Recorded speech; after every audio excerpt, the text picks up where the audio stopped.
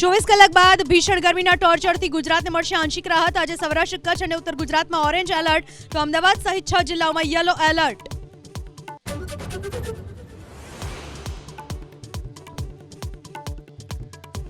મુખ્યમંત્રી ભૂપેન્દ્ર પટેલનો ખેડૂતો માટેનો મહત્વનો નિર્ણય। નર્મદા કમાન્ડ વિસ્તારમાં સિંચાઈ માટે 1 મહિનો વહેલું અપાશે પાણી। 13 લાખ ખેડૂતોને થશે સીધો લાભ।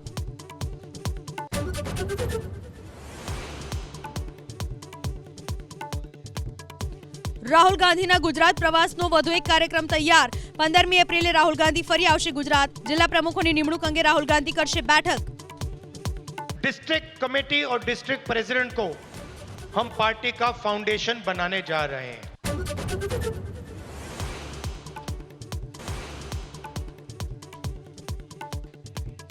સુરતમાં ફરીથી ઝડપાયો જીવલેણ ચાઇનીઝ દોરીનો મોટો જથ્થો।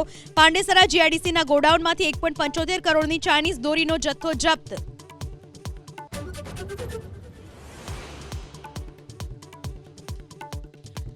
અમેરિકા અને ચીન વચ્ચે ટેરિફ વોર ચરમસીમાએ। મીડિયા અહેવાલ પ્રમાણે 104% ટેરિફના જવાબમાં અમેરિકા ઉપર 84% ટેરિફ લગાવવાની ચીનની જાહેરાત આવતીકાલથી લાગુ।